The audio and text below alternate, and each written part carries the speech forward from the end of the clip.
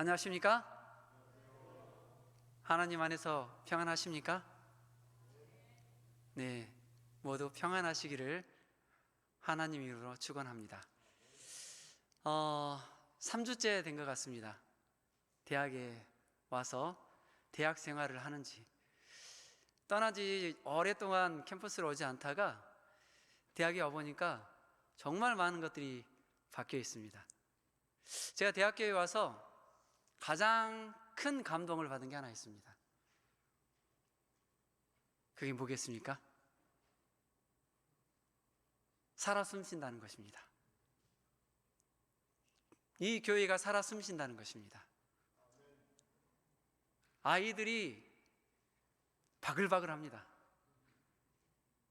한국에 이런 교회가 과연 몇이나 되겠습니까? 이 아이들이 우리 미래의 자산들입니다. 하나님 안에서 잘 성장해서 하나님이 쓰임받은 그러한 좋은 리더들이 된다면 아마 하나님이 이 삼육대학에 내리실 축복 중에 가장 큰 축복이 아닐까 생각해 봅니다.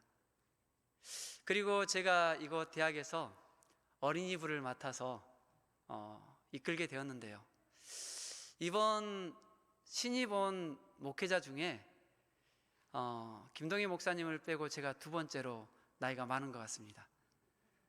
근데 어떻게 제가 어린이반에 가게 됐는지 기도하면서 설교하면서 그 답을 좀 찾아보고자 합니다. 이제 우리 같이 하나님의 말씀을 보도록 하시겠습니다. 오늘 주제가 뭡니까? 네, 감사합니다. 이렇게 답을 해주시면 제가 떨림이 조금 덜할 것 같습니다. 오늘 주제가 뭐라고요? 감사합니다. 만일 우리 삶에서 희망이란 단어가 없다면 어떨까요? 세상은 각박해지고 삶은 더욱 힘겹고 우울한 나날이 지속될 것입니다. 이 귀한 희망, 값없이 선물로 주신 하나님께서 우리에게 주신 감사의 선물입니다. 하나님이 주신 이 선물에 감사하지 않습니까? 오늘 이 시간 하나님께서 우리에게 어떤 희망의 선물을 준비해 놓으셨을까요? 다 같이 하나님의 말씀을 읽어보도록 하겠습니다. 큰 소리로 같이 읽겠습니다. 시작.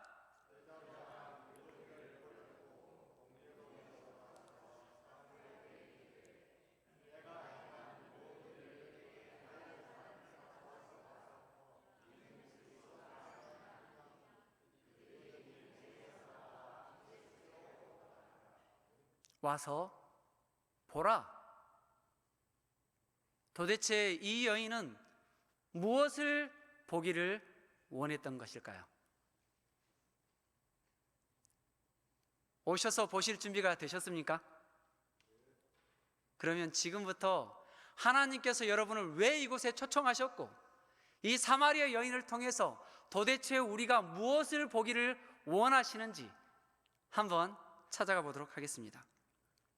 성경 본문에 희망을 갈망하면서도 어디서 어떻게 그 희망을 찾아야 할지 몰라 길을 잃고 방황하던 한 여인이 나옵니다.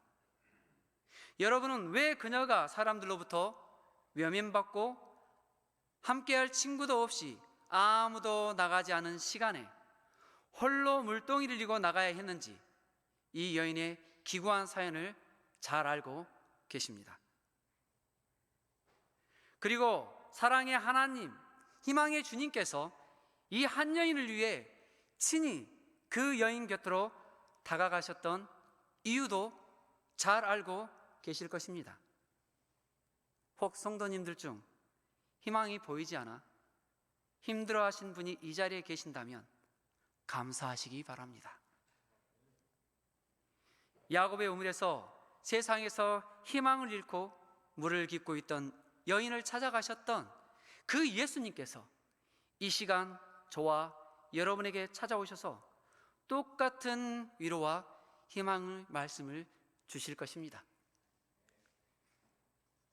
여러분은 지금 두 장의 사진을 보고 계십니다. 하나는 홍콩 디즈니랜드 사진이고 다른 한 장의 사진은 에버랜드의 사진입니다. 만일 두 곳 중 한 곳을 선택할 수 있다면 어떤 곳을 선택하시겠습니까? 어떤 곳을 선택하시겠습니까? 디즈니랜드와 에버랜드. 그렇죠. 당연히 디즈니랜드를 선택하죠. 제가 수업 시간에 학생들에게 이 질문을 했습니다.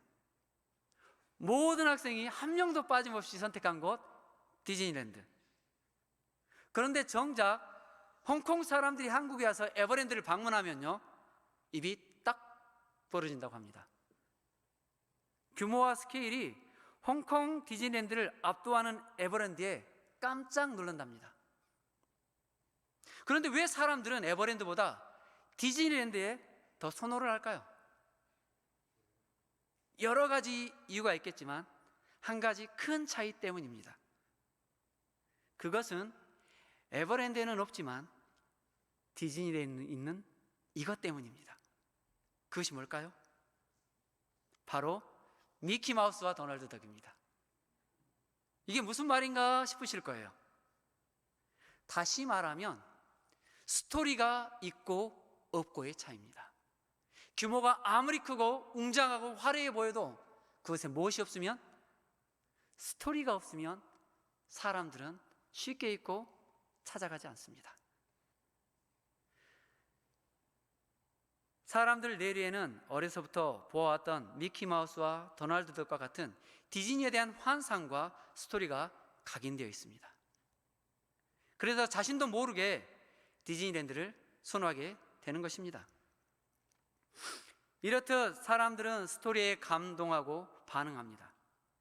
이 불우한 사마리아 여인도 메시아에 대한 스토리를 듣고 희망이라는 것을 품고 살았던 여인이었습니다.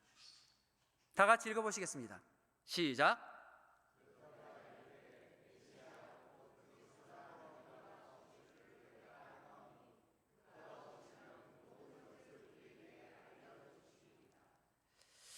제가 전문을 써서 설교해 본 것은 거의 10년 만에 처음인 것 같습니다. 시간 안에 끝내야 되는 강박관념 때문에 설교를 쓰고 또 쓰고 쓰고 또 써서 시간 안에 끝내보려고 합니다. 그러다 보니까 전문 설교를 하다 보니까 잘 적응이 되지 않습니다. 하지만 최선을 다해서 자연스럽게 해보도록 하겠습니다. 우리는 종종 자신만의 선입관과 편견으로 사람을 오해하고 잘못된 평가를 하곤 합니다. 보이기에 조금 가난해 보이거나 남루한 옷차림을 하고 있으면 그 사람을 좀 낮게 평가하고 어리숙하다 판단할 수도 있습니다. 그래서 그런 사람들은 세상의 이치에 어둡고 조금은 바보스럽게 취급하곤 합니다. 아마 당시에도 사람들이 이 사마리아 여인을 그런 부류의 사람으로 평가했을지도 모르겠습니다. 하지만 그렇게 보이는 사람도 더 나은 삶에 대한 희망을 갈망하는 마음이 있습니다. 오늘 워크숍이 있어서 총장님께서 들어오셔서 저희들에게 말씀을 주셨는데요, 제가 가슴이 정말 뜨끔했어요.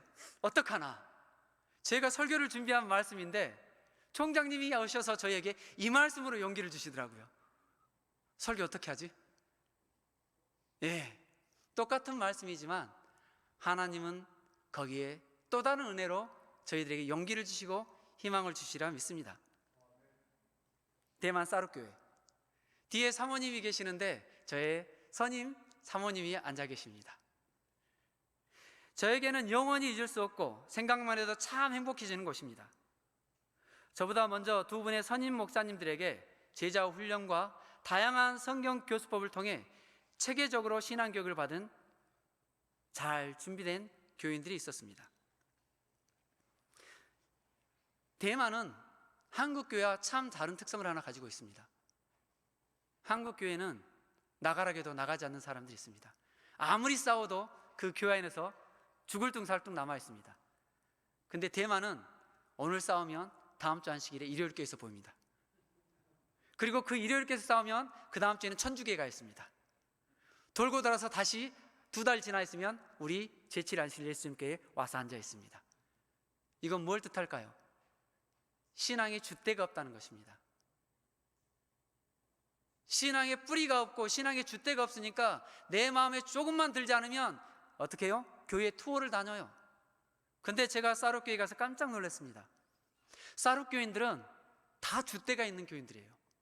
너무너무 잘 양육돼서 도대체 한국 교회인지 대만 교회인지 분간이 안 가는 교회였어요.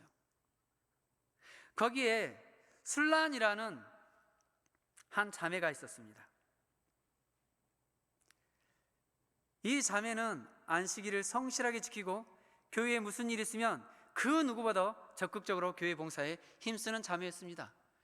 그리고 그 당시에 1000명 선교사를 거의 가지 않던 대만에서 1000명 선교사까지 다녀온 정말 믿음이 신실한 자매였습니다. 하지만 거기까지였습니다. 직업에 귀천이 없다고 하죠. 맞습니다. 그러나 말은 그렇게 하지만 직업이 사람의 지위와 인간관계의 한계를 정하는 것도 사실입니다. 사롯교회 성도들 대부분은 변변치 못한 직업을 가지고 있었습니다. 교회 안에서는 서로 너무도 화목하고 행복하게 잘 지내지만 밖에서 적극적으로 선교하자고 하면 하는 사람이 거의 없었습니다. 신앙은 정말 튼튼한데 나가서 선교하자고 하면 하지 못하는 것입니다. 왜요? 그러면 우리는, 한국 교회는 이렇게 화목한데 나가서 선교하자 그러면 예! 하고 나가십니까? 사롯교인들을 보니까 주눅이 들어있더라고요.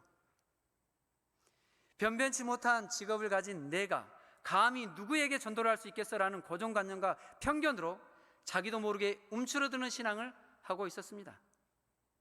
이 편견을 부수지 않고서는 절대 그들 스스로 세상에 자신의 목소리를 내게 할 수 없다는 것을 깨닫게 됐습니다. 그래서 그들의 편견을 깨고 세상을 향해 당당하게 말할 수 있는 용기를 주어야 했습니다. 그렇게 해서 시작한 일이 환경보호대사 활동이었습니다.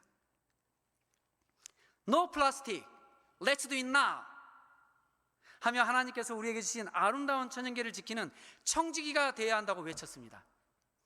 그리고 진짜 사루구청에서 환경보호대사 임명장을 저에게 수여했습니다. 그래서 저는 성도들에게 한 사람 한 사람 환경보호대사 명함을 만들어 주었습니다. 이 땅에서 직업은 단지 먹고 살기 위한 것이고 우리의 진짜 직업은, 하나님께서 우리에게 진짜 주신 직업은 하나님의 청지기의 직분을 감당하는 것이다. 그러니 가슴 펴라. 사람들을 만나면 눈을 봐라. 당당하게 말해라. 됐겠습니까? 말처럼 쉬며 모든 것 다 할 수 있습니다. 쉽지 않았지만 한 걸음 한 걸음 나가보았습니다. 사실 사람들 앞에서 환경보호를 하자고 아무리 소리를 지른다고 사람들이 들어주겠습니까? 보아주겠습니까? 그냥 지나가 버립니다. 그런 그들이 가던 발걸음을 멈추고 모이게 할 수단이 필요했습니다. 사람들이 모여서 들어야 그들에게 선교를 하든 친교를 하든 할 수 있는 것입니다. 그 수단이 바로 난타였습니다. 그리고 그 방법이 제대로 먹혀들었습니다. 모이던 사람들 앞에서 마이크를 잡고 길거리 전도회를 하기 시작한 것입니다. 처음에는 기도도 자신 없고 설교는 죽어도 못하던 사람들, 교회 안에서도 기도도 못하겠던 사람들, 어른들도 그런데 꼬마들이 할 수 있었겠습니까? 아빠가 안 하는데, 엄마가 안 하는데 아이들이 할 수 있겠습니까? 저는 이 대학교에 와서 진짜 감동받은 건 아빠 엄마가 교사이고 아빠 엄마가 선교사예요. 그러니까 이 어린이반 청소년반들이 앞에 나서 활동하는 것이 당연한 것입니다. 이 당연한 것이 거기서는 너무도 힘들었어요. 소리가 안 나오네요.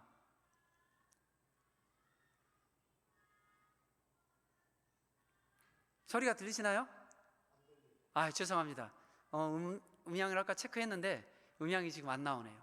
모습만 보셔도 됩니다. 이 꼬마들이 공연이 시작하기 전에 우리는 환경보호 대사입니다. 우리가 지금 무엇을 하는지 보세요 라고 사람들한테 운을 뗍니다. 그리고 공연은 시작됩니다. 하나님이 천지를 창조하시고 우리에게 이렇게 귀한 천연계를 주셨습니다. 그런데 왜 이렇게 되었을까요? 왜 자연이 망가지고 지구가 이렇게 황폐해질까요? 공연 도중 우리 사르교인들 한 명씩 나와서 마이크로 이렇게 사람들에게 외칩니다. 질문하면 거기서 보고 있던 사람들이 이야기합니다. 워먼!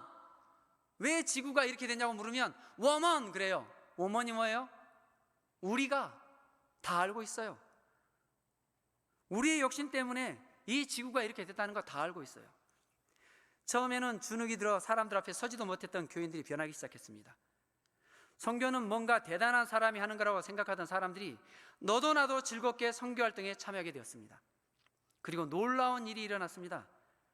교회 주변과 기차역, 시장에서 난타 공연과 환경보호 캠페인을 앞세운 노방전도회를 시작해서 나중에는 기업체, 학교, 지역 축제, 있는 것 이곳 초청을 너무 많이 받아서 정말 교인들의 스케줄이 너무 타이트했어요. 그러다가 2019년 20명이 넘는 성도들이 합심해서 열흘 동안 한국에 와서 전도회를 했습니다. 그 열흘은 어떤 날인지 아십니까? 하루 벌어서 하루 먹는 사람이 10일이 빠지면 10일치의 급여가 안 들어옵니다. 근데 그게 끝이 아니었습니다. 전도회를 제가 능력 없는 목사여가지고 후원을 하나도 못 받았어요. 그러니까 전도회 자금을 올곧이 다 본인들이 감당해야 됐습니다. 1인당 150만 원. 근데 한 집에 5명이에요. 그런 집이 3집이 왔어요. 여러분 감당할 수 있겠습니까? 한 달 급여도 10일치가 안 나와. 한 사람이 150만 원인데 5명이 와야 돼.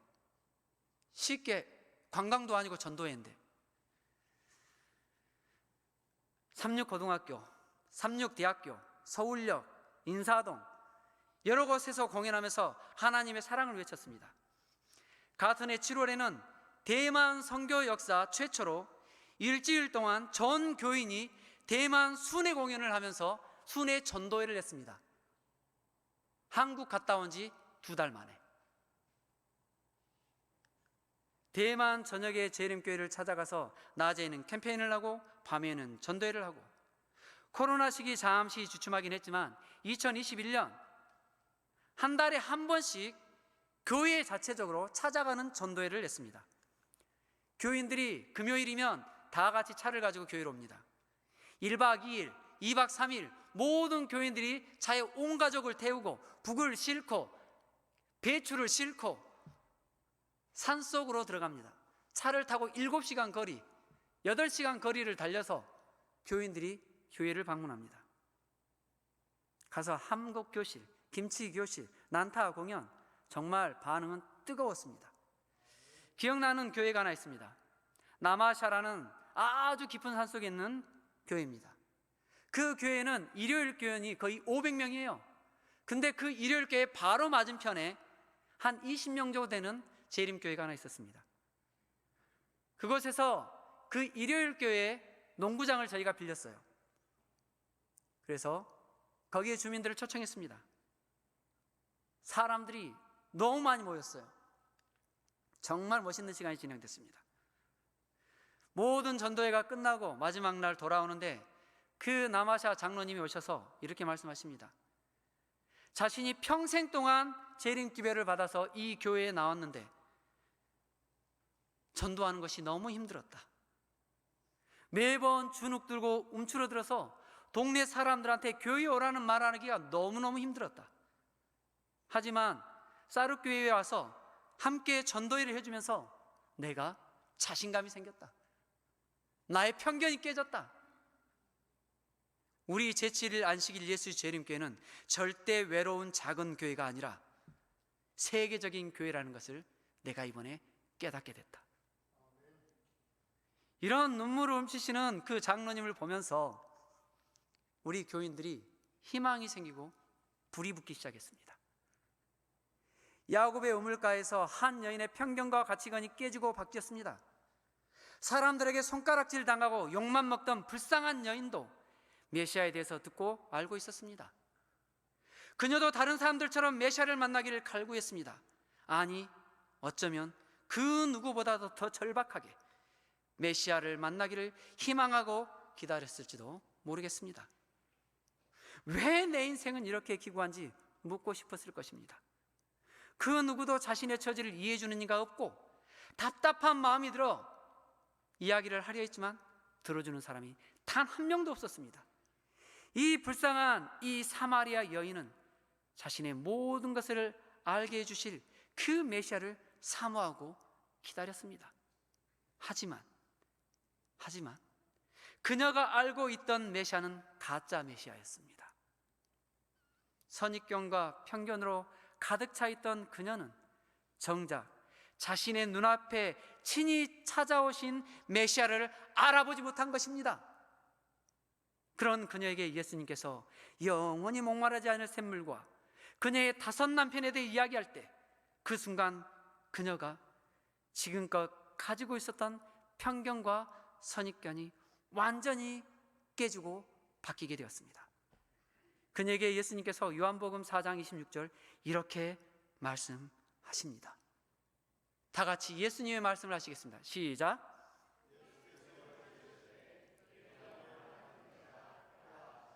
영감의 말씀에 그녀의 당시 상을 이렇게 표현하였습니다. 그리스도의 말씀에 귀를 기울였을 때에 그 여인은 기쁨으로 충만하였다. 그 놀라운 계시의 말씀은 그녀를 거의 압도하였다. 그는 물동이를 버려두고 다른 사람에게 기별을 전하기 위하여 동네로 달려갔다. 예수께서는 그 여인이 왜 떠나갔는지를 아셨다. 그가 물동이를 버리고 갔다는 것은 그분의 말씀에 감화에 대하여 증명하는 것이 틀림없었다. 영혼의 간절한 소망은 생수를 얻는 것이었다. 그녀는 우물에 나온 용무도 잊어버렸다. 그녀는 구주의 목마르심을 채워드리기 위하여 물을 떠드리는 것도 잊어버렸다. 빨간 줄 마지막은 다 같이 읽겠습니다. 시작.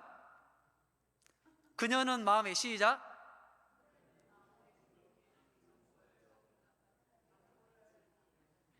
안 보이신가요? 제가 읽겠습니다. 죄송합니다. 그녀는 마음에 기쁨이 넘쳐서 자기가 받은 귀한 빛을 남에게 전하기 위하여 길을 재촉했다.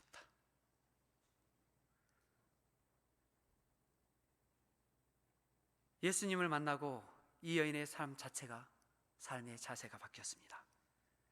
사르교의 순란이 자신의 직업이 자신의 신분이란 편견에서 벗어나 하나님의 청직이란 사실을 깨닫고 사람들 앞에서 당당히 외쳤던 그 놀라운 기적이 이 사마리아 여인에게 일어난 것입니다. 당시 그 여인만 예수님에 대한 편견을 가지고 있지는 않았다는 것을 나다나엘의 말을 통해 우리는 알고 있습니다. 나다나엘이 이르되 나사렛에서 무슨 선한 것이 날 수 있겠느냐? 빌립이 이르되 와서 보라. 와서 보라. 편견으로 가득 차 있던 나다나엘에게 빌립이 이렇게 말합니다. 와서 보라. 누구의 말과 똑같습니까? 네, 사마리아 여인의 외침과 똑같습니다. 이것이 기적입니다. 비록 홍해가 갈라지거나 해가 뒤로 물러나고 죽은 자가 살아난 것처럼 웅장한 장면이 아니지만 제게 그 어떤 기적보다 더 큰 감동으로 다가온 기적의 장면은 바로 이 장면이었습니다. 자신을 비판하고 욕하며 손가락질하는 사람들이 무섭고 두려워서 숨고 멀리 피하기만 하던 사람이 변해서 오히려 그들 속으로 뛰어들어가는 그 여인의 모습. 제7일 안식일 예수 재림 교인으로 한국에서 살다 보면 항상 꼬리표처럼 따라다니는 단어가 하나 있습니다. 이단. 그러다 보니 선뜻 사람들 앞에서 자신의 모습을 드러내지 못하고 숨기고 감추려 하는 경향도 있습니다. 그런 우리를 이단이라 비난하고 욕하는 사람 속으로 뛰어들어갈 용기가 생긴다면 이보다 더 기쁜 일이 어디 있겠습니까? 3주 전 교양학부 워크숍에서 교양 과목에 대한 학생들의 피드백을 보여주는 시간이 있었습니다. 감사하다는 피드백도 참 많았지만 종교를 강요하지 말라는 비난과 불평의 글들도 꽤 보였습니다. 신입 교연들에게 학생들이 충격받거나 반감을 느끼지 않도록 지혜롭게 다가가 달라고 교육하는 분이 말씀하셨습니다. 저도 100% 공감합니다. 학생들이 피드백이 대학 평가에 반영되고 또 이 학생들이 반감이 세면 우리가 전하고자 하는 하나님이 제대로 전달되지 않기에 신중에 신중을 기해야 되는 것 알겠습니다. 하지만 그러다 보니 자칫 제 모습이 주눅들고 소극적으로 보여서 내가 믿는 하나님을 학생들이 우습게 보기면 어쩌가는 그런 생각에 겁이 덜컥 났습니다. 간절히 기도하면서 오리엔테이션을 하고 첫 수업, 첫 공동체 채플, 그리고 이번 주에 두 번째 수업을 무사히 마쳤습니다. 그런데 두 번째 수업이 끝나고 제가 맡은 아트 앤 디자인학과 한 학생이 저에게 찾아왔습니다. 지금 보이는 그림은 학생이 제 수업을 듣고 저는 수업이 끝나면 이 수업의 내용을 본인이 받은 이 달란트를 가지고 3분 동안 생각해서 그림을 그리라고 시간을 줍니다. 3분 만에 완성한 작품입니다. 몇 분 만에요? 3분 만에. 근데 놀랍습니다. 모든 학생들이 정말 감동적인 작품들을 3분 만에 만들어내요. 그 중에 그 여학생이 저희 찾아서 이렇게 이야기했어요. 입시 준비를 치열하게 살다가 원하는 대학에 합격하면 행복하고 원하는 그림을 실컷 그릴 줄 알았어요. 그런데 어느 순간부터 행복하지 않은 자신의 모습을 보면서 요즘 내가 우울증인가 싶을 정도로 많이 우울해졌어요. 그런데 오늘 수업 시간에 교수님께서 말씀하시는 그 말씀을 듣고 제게 큰 위로가 됐습니다. 그러는 거예요. 그래서 제가 도대체 어떤 부분에 너에게 그렇게 위로가 됐니? 제가 존칭어를 써라 해서 반말은 하지 않았습니다. 그래서 학생에게 어떤 부분이 그렇게 위로가 됐나요? 그랬더니 그 학생이 저에게 이렇게 말합니다.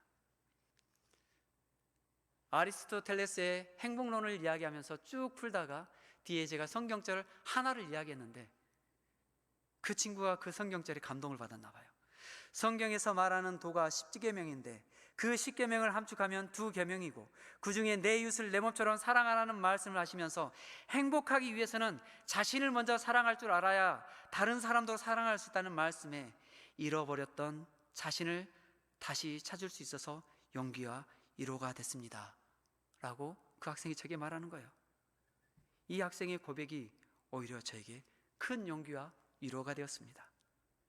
몸에 맞지 않는 옷처럼 교수라는 직함으로 설교가 아닌 강의를 하면서 혹 학생들이 반감을 갖지는 않을까 두려운 마음에 자꾸 주눅들던 그런 순간에 저의 모습이 이 학생의 한마디를 통해서 생명수와 같은 그 물을 마시게 된 것 같은 기분으로 저의 움츠렸던 편견의 벽이 깨진 것입니다. 36대학의 슬로건이 무엇인지 아십니까? 사람을 변화시키는 교육, 세상을 변화시키는 대학. 저는 너무 웅장합니다. 오늘 총장님께서 이 말씀하셨거든요. 어떻게 제가 준비한 것과 똑같이 말씀하셨는지 너무 감동했어요. 영적으로 통하나 보다. 정말 멋있습니다. 36대학 표부. 사람 하나 바꾸는 것도 기적인데 뭘 바꿔버리겠다고요? 세상을 바꿔버리겠대요. 세상을 바꾼 교육 중심 MVP. 저는 도대체 MVP가 뭔지 몰랐습니다. 찾아보니까 M, 미션, V, 비전, P, 패션. 미션, 비전, 열정. 우리의 미션, 우리의 비전, 우리의 열정은 어떤 미션을 위한 것이며 어디를 향한 비전이고 누구를 향한 열정일까요? 바로 영혼 구원을 위한 미션이며 사람을 변화시킬 비전이고 세상을 변화시킬 열정이어야 되지 않겠습니까? 한 여인의 변화로 어떤 일이 일어났나요? 내가 행한 모든 일을 내게 말한 사람을 와서 보라. 이는 그리스도가 아니냐 하니. 지금 이 여인이 예수님을 떠나 달려간 곳이 어디인가요? 자신을 비난하고 손가락질하던 어쩔 수 없어 함께 있지만 떠나고 싶었던 지긋지긋했던 동네. 위로의 말은 고사하고 가슴을 후벼 파는 말들로 상처만 주었던 사람들. 희망이라고는 찾을래야 찾아볼 수 없었던 절망의 장소. 그런 동네를 향해 자원에서 뛰어가는 여인의 모습이 보이십니까? 그리고 자신을 그렇게도 싫어하고 미워했던 사람들에게 이렇게 말합니다. 와서 보라. 이 여인의 모습이 지금 이 시대에 필요한 모습이 아닐까요? 이 여인의 애타는 외침소리가 지금 이 삼육대학에 필요한 외침소리가 아니겠습니까? 와서 보라! 그들이 동네에서 나와 예수께 오더라. 아무도 그녀에 대해 관심 갖지 않았고 오히려 자신을 아는 체 할까 싶어 멀리 피했던 사람들, 그 사람들이 변했습니다. 지금 그들이 어떻게 변했습니까? 네, 그녀의 소리를 듣고 그녀를 보고 그녀를 따라서 예수 앞에 나온 것입니다. 마치 작은 쌀국교에서 직업이라는 편견으로 주눅들고 움츠러들어 세상에서 자꾸 숨으려 했던 술란과 성도들이 북을 치며 사람을 모으고 그들에게 당당히 창조주 하나님을 증거할 때 사람들이 모여서 보고 듣고 거듭나는 기적이 일어난 것입니다. 이것이 기적 아닐까요? 이런 기적이 어디에서 일어나야 할까요? 바로 이곳 배움의 전당 삼육동에서 일어나야 할 기적일 것입니다. 그렇다면 지금 이곳 삼육대학은 누가 필요할까요?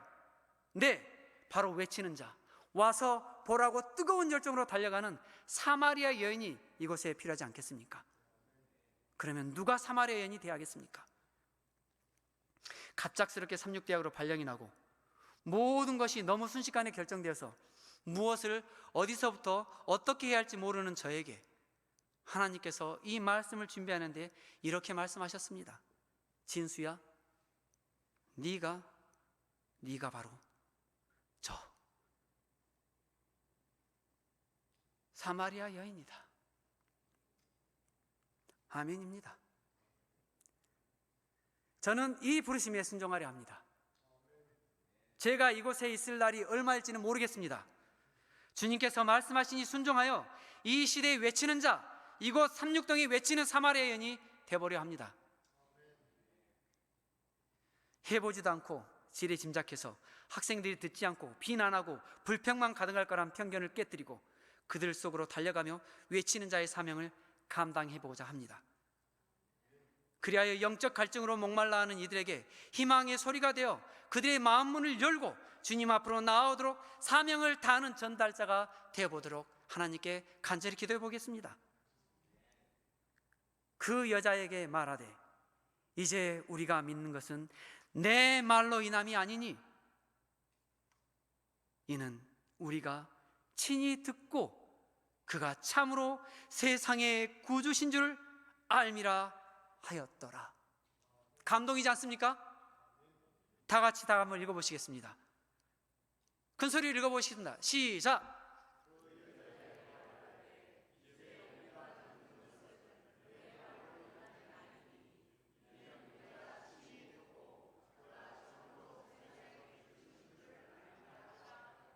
동네 사람들이 그 여인에게 말합니다.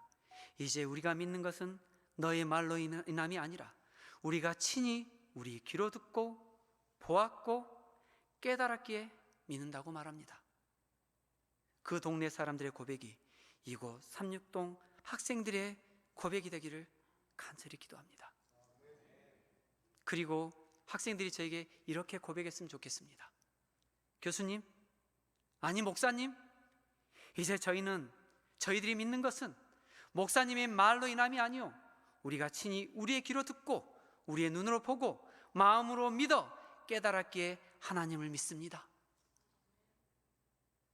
저는 이 고백이 제가 가르치는 학생들의 고백이 되기를 간절히 기도합니다.